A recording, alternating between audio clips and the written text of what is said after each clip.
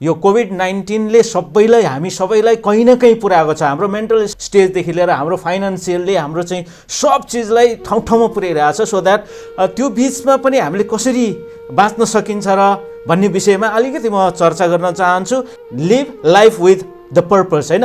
यो अब त्यो आजको मेरो टपिक, त्यसमा चाहिँ म केही कुरा गर्न चाहन्छु। त्योभन्दा अगाडि म तपाईँहरूलाई अलिअलि केही कुरा सोध्न चाहन्छु। लकडाउनको आजको दिनसम्ममा हाम्रो 173, होइन, हिजोको दिनसम्म भनौँ न 173 डेज गइसकेका छ र हिजोको दिनसम्मको डेटा लिँदाखेरि हामीले हेर्न सक्छौँ टोटल इन्फेक्सन 51,919, मतलब 52,000 जति पुगिसकेको छ। सो अब डेथको सङ्ख्या 332 जना पुगिसकेका छ। रिकभर 36,672 भनिएको छ। आइसोलेसनमा 14,925। यो कन्डिसनमा म सबै आजको पार्टिसिपेन्टसँग एउटा क्वेसन सोध्न चाहन्छु। त्योभन्दा अगाडि अहिले हामी कति धेरै जबलेस भएका छौँ, हाम्रो बिजनेस डाउन भइरहेछ, ठप्पै छ भनौँ न, सबै चिज देशै ठप्प भइरहेको अवस्थामा हाम्रो मनमा के कुरा खेलिरहेको छ, हामीलाई कस्तो फिल भइरहेको छ, एउटा शब्द अथवा दुईटा शब्दमा तपाईँले च्याट बक्समा लेखिदिनु होला न है।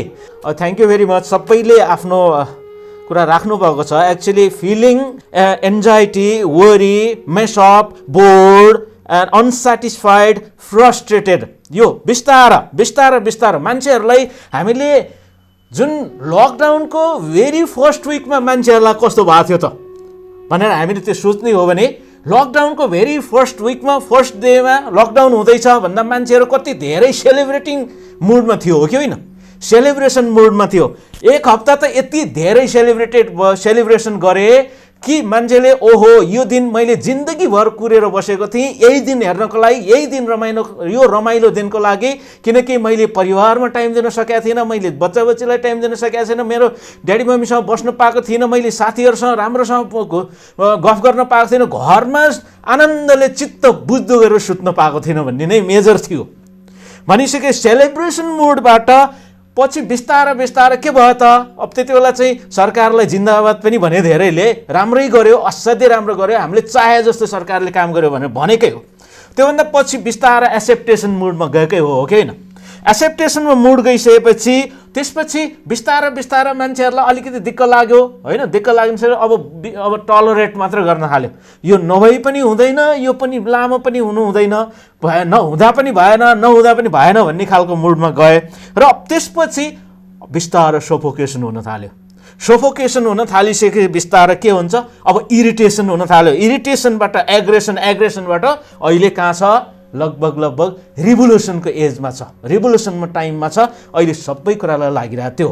हामीले चाहिँ डेटाहरू हेर्दाखेरि पनि यो लकडाउनको फर्स्ट लकडाउनको 3 महिना 4 महिनाको बिचमा कोभिडको कारणले मरेको भनेर डेटा थियो 40 जना, तर त्यति बेला मरेको के छ?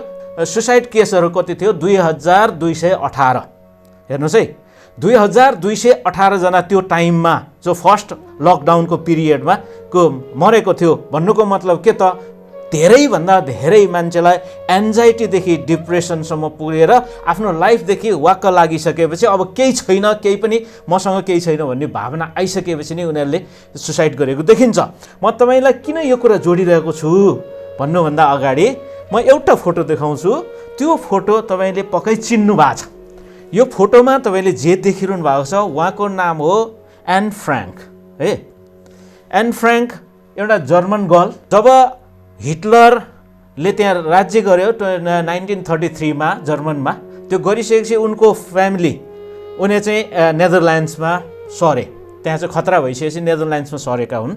नेदरल्यान्ड्समा सरिसकेपछि उनको के भयो त भनेपछि 12 जुन 1942 त्यो टाइममा हिटलरले त्यो ठाउँमा अकुपाई गरिसकेका थियो, नेदरल्यान्ड्स पनि अकुपाई गरिसकेका थियो। एनिवे त्यति बेला 13th बर्थडेको टाइममा उनले एउटा डायरी गिफ्ट पाइन्।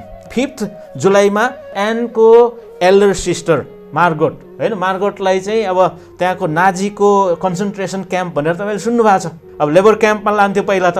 त्यो लेबर क्याम्पमा अब हाजिर हुन आउनको लागि अफिसियल जब उर्दी आइसकेपछि, अर्डर आइसकेपछि त्यसपछि के भयो त भनेपछि अनि ओटो उसको फादरको जुन कम्पनी थियो, कम्पनी बिल्डिङमा उनीहरू लुक्न गए। हेर्नुहोस् है, यहाँबाट सुरु हुन्छ कथा। सामानहरूको गोदामको चाहिँ माथिल्लो तलामा कम्पनी बिल्डिङको माथिल्लो तलामा फादर मदर त्यसपछि उनको दिदी र आन लुक्न गए। त्यो सँगसँगै उनीहरू मात्र नभएर उनको फादरको साथी बिजनेस पार्टनर उनको परिवार पनि त्यसमा मिसियो लुक्नेमा चाहिँ है। त्यसपछि 7 जना भयो। 7 जना भइसकेपछि पछि त्यहाँनिर आएर अर्को एकजना डेन्टिस्ट डक्टर गर्दाखेरि एकजना अर्को फेरि आए मिसिन आए र जम्मा 8 जना। जो कस्तो खालको ठाउँ थियो तपाईँलाई म बताउँछु, हेर्नुहोस् है कस्तो ठाउँ थियो। जब अफिस थियो, अफिसभन्दा माथि भित्र गोदामबाट पनि भित्र जसले चाहिँ गोदाममा सामान फ्यालिएको थियो आदि इत्यादि छरपरस्त हुन्छ, त्योभन्दा बिचमा चाहिँ एउटा बुक सेल्फ जस्तो चाहिँ त्यो लुकाएर त्यहाँबाट भित्र त्यो ढोका चाहिँ दुलो पारेर त्योभन्दा भित्र उनीहरू लुक्दाखेरि उनीहरू कस्तो थियो त, पर्दा खोल्ने त कुरै भएन, झ्यालबाट हेर्ने कुरै भएन, कौसीमा जाने कुरै भएन, हेर्नुहोस् है आवाज निकाल्ने कुरै भएन, कुनै पनि चिज भएन। अब यो 2 वर्षसम्म है तपाईँले कुरा बुझ्नुहोस् कसरी बस्यो होला त। जम्मा एउटा सानो ठाउँमा 8 जना। अब भर्खर टिन एजमा प्रवेश गरेको केटी होइन, उनको मनमा कस्तो खालको फिलिङहरू आएको थियो, उनको कसरी बितेको थियो भन्ने कुरालाई म यहाँनिर तपाईँलाई बताउँछु। जसको उनको मम्मीसँग कहिल्यै पनि उनको कुरा मिलेन, जहिल्यै झगडा पर्ने। एनलाई के भन्थ्यो, किचकिचे भन्थ्यो। अलि त ऊ एग्रेसिभ टाइपको थियो क्या, उसलाई आफ्नो मनमा जे लाग्यो ऊ बोलिहाल्ने, कराइहाल्ने, कसै चाहिँ ऊ नहुने, त्यसै भ्यालु खोज्ने, अलिकति भ्यालु पनि खोज्ने। जस्तै उसको मम्मीले दिदीलाई अलिकति समझदार भन्थे मार्गोट फ्र्याङ्क होइन, दिदीको नाम मार्गोट, अलि रियाक्सन नदिने। तर एन फ्र्याङ्क चाहिँ रियाक्ट गरिहाल्ने, उसलाई मन परेन भने झगडा गरिहाल्ने खालको स्वभावको। त्यो कारणले गर्दाखेरि मम्मीसँग सधैँ झगडा पर्ने। यो यति 8 जना मध्येमा सबैभन्दा राम्रो र सबैसँग भन्दा मन पराएको व्यक्ति भनेकै फादरलाई मात्रै मलाई केयर कसैले गर्छ भने मेरो बाउले मात्रै गर्छ भन्ने गर्थ्यो। एट द सेम टाइम उनले चाहिँ के गर्यो त, किन त्यहाँनिर म गइरहेको छु भने सिचुएसन म भन्दैछु, अलिकति पनि आवाज निक्ल्यो भने बाहिर कसैले सुन्थ्यो। किनभनेदेखि गेस्टापो भनेको त्यति बेलाका उसका आर्मीहरू भनौँ न, के भन्छ त्यसलाई होइन, गेस्टापो नै भन्छ क्यारे। र त्यसरी त्यो सिआइडीहरू टोटल्ली लागिरहेको, त्यो हरेक यहुदीलाई पक्रेर कन्सन्ट्रेसनमा क्याम्पमा लाने अथवा चाहिँ लेबर क्याम्पमा लाने हरेकलाई पक्रिनको लागि त्यो सिआइडीहरू छोडिरहेको हुन्थ्यो। अलिकति पनि सुईको पायो भने उनीहरूलाई पक्रेर लगिहाल्थ्यो। घरभित्र कोचिएर दिनभरि रातभरि बस्यो। आज होइन, 2 दिन होइन, 3 दिन होइन, 5 दिन होइन, उनीहरूले लगेको खानेकुराहरू बिस्तारै सकिँदै गयो। तर एउटा उनीहरूको चाहिँ अफिसका जो कम्पनीका समझदार अथवा विश्वासीलाई 1-2 जना उनीहरूको कर्मचारीले चाहिँ हेल्प गरेका थिए उनीहरूलाई सामानहरू ल्याइदिन आदि इत्यादिको लागि। तर पनि खतरा थियो। त्यहाँ चाहिँ कहिले चोर पस्थ्यो, त्यहाँ चोरले चाहिँ चोरेर लगिरहेको हुन्थ्यो, कहिले चाहिँ सिआइडी ढकढक गर्न आइरहेको हुन्थ्यो बाहिर होइन, त्यहाँ आवाज आएको हुन्थ्यो। त्यहाँ एकदम त्यति बेला चाहिँ सुन्ला भने रेडियो सुनिरहेछ भने रेडियो सानो पार्न पऱ्यो। इभन यस्तो अवस्था थियो तिनीहरूलाई टोइलेट फ्लस गर्दा पनि त आवाज आउँछ नि, त्यो अवस्थाबाट पनि गुज्रिनु परेको त्यो, अथवा चाहिँ त्यो फ्लस पनि समय गर्न नपाउने कति दिनसम्म। जब टोइलेट फ्लस गर्न नपाउनु भनेको त्यो सानो ठाउँमा कति गनाउँछ होला याद गर्नुहोस् त। भने यसरी बिताए। अनि त्यसपछि तिनले के गरे त भनेको त्यो सबै चिजलाई, त्यो इरिटेसन जुन खालको रिस आदि इत्यादिलाई त्यो पोख्ने ठाउँ उनले एउटा डायरी, जो 13th बर्थडेको उपलक्ष्यमा पाएको ब्ल्याङ्क डायरी थियो नि, त्यो डायरीलाई साथी बनायो। मैले यहाँनिर किन आएँ त भन्दाखेरि अब त्यहाँ कराउनुभन्दा केही चिज के गर्न सकिन्छ त भन्दाखेरि उनलाई लेख्न मन पर्थ्यो होइन, लेख्नमा राम्रो भन्थे टिचरहरूले पनि, तिमी लेख्न सक्छौ भन्थ्यो। अनि डायरी लेख्न थाले। मम्मीसँग झगडा परेको कुरा पनि उनले फ्र्याङ्कली लेख्न थाले।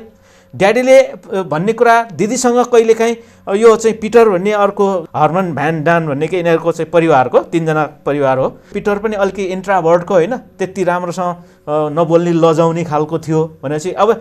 अनि तर भ्यान डानको मिसेस भ्यान चाहिँ अलि धेरै नै फुर्ती लाउनु पर्ने, यस्तो खालको कचकचे धेरै कराउनु पर्ने क्या फेरि। अनि त्यो हिसाबमा कसरी बस्यो होला सबै कुरा लेख्दै गए। सुरुका वर्षमा चाहिँ उनले आफ्नो इमोसनको बारेमा लेखे धेरै, कोसँग रिस उठ्यो, के घटना भयो, त्यहाँ कसरी भयो, त्यो समाचारमा चाहिँ रेडियोमा समाचारमा के भनिरहेको थियो, कस्तो भयो होला भन्ने सबै कुरा लेखे। अनि डक्टरसँग जो डेन्टिस्ट डाक्टर अलिक पछि जोइन हुन आएको हो, डेन्टिस्ट डाक्टरसँग पनि निकै झगडा पर्ने, किनभने उनले आफ्नो टेबल छोडिदिनु परेको थियो कि डेन्टिस्ट डाक्टरलाई होइन। उनले लेख्न बस्ने टेबल चाहिँ सेल्फ सेन्टर टाइपको डाक्टर होइन, अनि त्यसपछि धेरै सब झगडा चाहिँ उसँग पर्थ्यो। त्यो कुरा पनि लेख्दै गए हेर्नुहोस् है। जब त्यो लेख्दै गइसकेपछि डायरी 14 जुन 1942 देखि लेख्न थाले उनले। 1 अगस्त 1944 सम्म। मैले अघि पनि भने उनले आफ्नो फिलिङ्सको बारेमा लेखे, उनको इमोसन्सको बारेमा, कहिले ह्याप्पी भयो कहिले एङ्गर आयो होइन। उनको बर्थडेहरू मनाउँदाखेरि त्यो कसैको बर्थडे आउँथ्यो, कसरी मनाएदेखि लिएर गेस्टापो वा जर्मन शासकले हिटलरले कसरी आक्रमण गर्दैछ, कहाँ के पुग्दैछ, सेनाहरूको त्यो यस्ता कुराहरूदेखि लिएर सम्पूर्ण कुराहरू, अनि मिसअन्डरस्ट्यान्डिङ्सहरू हुन्थ्यो, अनि क्वारलहरू हुन्थ्यो, ड्रिम्सहरू हुन्थ्यो होइन। सपना अब त्यसपछि कहिले निक्लिनु पाउँछ होला, यस्तो हुन्छ होला उस्तो होला, अनि सेटिस्फ्याक्सन एन्ड डिससेटिस्फ्याक्सन, इरिटेसनका, अनि अनसिन एक किसिमको होप पनि हुन्थ्यो। अब म यसरी बाहिर जान्छु, जान पाएँ भने यस्तो लेख्न सक्छु। डायरी लेख्नुको एउटा मेजर कारण के थियो एकचोटि भन्दाखेरि रेडियोमा एउटा समाचार आयो जसले यो युद्धकालमा डायरीहरू लेखिएको छ, पछि त्यो कलेक्सन गरेर त्यसलाई चाहिँ प्रिन्ट गरिनेछ भनेर लेखिसकेपछि फेरि 1 वर्ष पछाडि उनले त्यो डायरीलाई रिराइट गरे। हामी सधैँ बाहिर निक्लन पाउँछौँ, साथीसँग खेल्न पाउँछौँ, बोल्न पाउँछौँ, आदि गर्न पाउँछौँ, सबै गर्न पाइरहेका छौँ, र पनि हामीलाई के भइरहेछ भने त्यो हामी 6 महिनाको बिचमा हामी डिप्रेस्ड भइसकेका छौँ। धेरै मान्छेले आफ्नो ज्यान गुमाइसकेका छ भने यिनले चाहिँ कसरी टिकायो होला भन्ने कुरा मैले यहाँनिर यो गर्न मात्र खोजेको हुँ तपाईँहरूलाई। 1944 को अगस्त महिनामा उनीहरूको परिवारलाई एरेस्ट गरियो। त्यहाँ कसले सुराग दियो, कसले धोका दियो अथवा कसरी थाहा पायो डोन्ट नो होइन। तर पनि उनको होप, लास्ट होप, अनसिन टाइपको होप, जब त्यहाँबाट निक्लिन्छु त्यसपछि म डायरी मेरो पब्लिस गर्न पाउँछु भन्ने एउटा होप पनि गयो। र उनलाई चाहिँ लेबर क्याम्पमा लगियो। लेबर क्याम्पमा लगिसकेपछि केटाकेटाहरूलाई छुट्टै लान्थ्यो, केटीकेटीहरूलाई छुट्टै लान्थ्यो। लेबर क्याम्प भनेको धेरैभन्दा धेरै उनीहरूले कम्पनीहरूलाई बेच्थ्यो। तिनीहरूले कम्पनीहरूलाई थोरै पैसामा बेच्थ्यो, कम्पनीहरूले लेबर गराउँथ्यो, वर्क गराउँथ्यो। खाना पनि राम्रोसँग दिन्थेन, एकदमै टर्चर गर्थ्यो। त्यहाँ हामी स्याडली भन्नुपर्छ कि उनी त्यो कन्सन्ट्रेसन क्याम्प, लेबर क्याम्पबाट जिउँदै फर्किन सकेनन्। उनको बुवा बाहेक अरू बाँकी सबैको मृत्यु भयो। कसैलाई मारियो, कसैलाई चाहिँ टाइफस, जुन चाहिँ स्क्रब टाइफस भन्ने रोग, जो चाहिँ ज्वरो, हाई फिभर हो, त्यो रोगबाट यिनी एन फ्र्याङ्क र उनको दिदी पनि मर्गोटको पनि मृत्यु भयो। जब पछि ओटो फ्र्याङ्क अथवा चाहिँ एनको बुवा फर्केर आइसकेपछि उनले यो चाहिँ अफिसको जुन सहयोगी कर्मचारी उनलाई चाहिँ मार्फत उनले यो डायरी फेरि हात पारिसकेपछि भनेका छन्। जस्तै उनको सहयोगीले पनि के भनेका छन्, डायरी हात पारिसकेपछि नपढिकन राखेर छ, नपढिकन राखे, यदि तिनले चाहिँ पढेको भए पहिलोपटक त्यो पढेको भए त्यो जलाइदिन्थे होला भनेर उनले पछि भनेका छन् उनको त्यो सहयोगीले पनि होइन। किनभने उनको बारेमा पनि नराम्रो कुराहरू लेखेको थियो नि त, गाली गरेर उसलाई रिस उठाएको कुरो हो होइन। एनलाई रिस उठायो, उनको बारेमा पनि लेखेको थियो। डच ल्याङ्ग्वेजमा पहिलो भर्सन छापिएको थियो र अहिले 70भन्दा बढी ल्याङ्ग्वेजमा छापिएको छ। यो किताबको नाम हो the diary of young girl है। The diary of young girl तपाईँहरूले भेट्नुहुन्छ भने पढ्नुभयो हुन्छ। हामी एउटा मेन्टल स्ट्रेसमा छौँ, त्यो मेन्टल रिलिज गर्नको लागि पनि हामीले यी चिजहरूलाई खोज्नुपर्छ। एउटा यो घटना मैले तपाईँहरूलाई सुनाएँ। सबै कुरा त मैले यहाँ कभर गर्न सकेको छैन। उनको कथा सुनिसकेपछि उनको कथाबाट, उनको त्यो जीवनी भनौँ अथवा उनको डायरीबाट हामीले सिक्न सक्ने कुरा एक दुईवटा कुरा चाहिँ के छ भने, अब कोठामा बस्नु पर्यो, थुनिएर बसेको छ, लुकेर बसेको छ, जतिखेर पनि उनलाई चाहिँ पक्राउ पर्छ भन्ने लगभग थियो। त्यति हुँदै पनि उनले चुप लागेर बसेर, मृत्यु अवश्यम्भावी छ, एक दिन मरेर जानुपर्छ सबै। उनको डायरीको कारणले उनको यो अजम्बरी कहिल्यै पनि मृत्यु अमर रहन सफल भएको छ। त्यसबाट हामीले सिक्नुपर्ने कुरा एउटा। अर्को कुरा भनेको हामीले सिक्न सक्ने, राम्रो काम गर्नलाई उमेरले छेक्दो रहन्छ। एन फ्र्याङ्कको उमेर कति? जम्मा 13 वर्ष होइन। 13 वर्षको उमेरमा उनले डायरी लेख्न थालिन्। त्यति मात्र नभएर उनले पुस्तकहरू, उनले पढेका किताबहरूको बारेमा पनि त्यहाँ धेरै उल्लेख छ, मैले यहाँ बताइनँ। अर्को हामीले सिक्न सक्ने, जस्तै त्यहाँ 8 जना जो लुकेर बसेका थिए। 8 जना मध्येमा बाँच्न सफल को त? बाँच्न सफल एकजना ओटो फ्र्याङ्क, एन फ्र्याङ्कको बुवा एकजना मात्र पछि त्यो पक्राउ परिसकेपछि पनि बाँचेर फेरि फर्किन सफल भयो। किन बाँचे होला भन्ने कुरा अब मलाई कस्तो लाग्छ भने उनको पर्सनालिटीको बारेमा एन फ्र्याङ्कले आफ्नो डायरीमा पनि लेखेको छन्। सबै परिस्थिति, सबै झगडा मात्रै गर्थे, उसँग उसलाई झगडा गर्दै आउँथ्यो, कसोस गर्थे होइन। कसैले कसैको कुरा नटेर्ने, कसैले कसैलाई मान्छे नगर्ने, एकदम आफ्नो स्वार्थको मात्र कुरा गरिरहेको बेला। तर ओटो फ्र्याङ्क जो एन फ्र्याङ्कको बुवा हुनुहुन्थ्यो, उनले निकै त्यो परिस्थितिलाई सम्हाल्नको लागि निकै प्रयास गर्थे र त्यो म्यानेज गर्थे। उनी पनि झगडा गर्न सक्थे होला नि, रियाक्ट गर्न सक्थे होला नि, तर उनको पर्सनालिटी कस्तो रहेछ भने रियाक्ट गर्नुभन्दा पनि त्यो परिस्थितिलाई कुल डाउन गर्नलाई, नर्मलाइज गर्नलाई के गर्न सकिन्छ भन्ने हिसाबले मात्रै उनले सोच्ने, आफूलाई चाहिँ एकदम कुल राख्न सक्ने अनि सबैलाई सपोर्ट गर्न सक्ने होइन। त्यसपछि नआत्तिने खालको स्वभावको भनेपछि पक्कै पनि जब उनलाई 1944 को अगस्टमा जुन सबैलाई पक्राउ परेर लैसकेपछि लेबर क्याम्पमा लाँदाखेरि उनले त्यो लेबर क्याम्पको त्यो नारकीय जीवनलाई पनि केही हदसम्म एडप्ट गरेको हुनुपर्छ र त्यो नारकीय जीवनमा पनि उनले त्यहाँ बसेका कैदीहरू, जो कैदी भनौँ न, अथवा चाहिँ जुन यो नाजीहरूले लगेका कैदी भनौँ, अथवा चाहिँ यो कन्सन्ट्रेसन क्याम्पमा बसेका त्यो कोलाहल ठाउँमा पनि आफूलाई एकदम सम्हालेर राख्न सकेको परिस्थिति थियो होला, सो द्याट उनी फर्केर आउन सफल भए, जिउँदो हुन सफल भए। मैले एन फ्र्याङ्कको कथाको बारेमा बताएँ र अब म तपाईँलाई अर्को पार्टमा, यो दोस्रो भागमा म अर्को व्यक्तित्वको कथा सुनाउने छु, जो एकजना पेसाले डाक्टर हुनुहुन्थ्यो, न्युरोलोजिस्ट हुनुहुन्थ्यो र उहाँ साइकियाट्रिस्ट पनि हुनुहुन्थ्यो।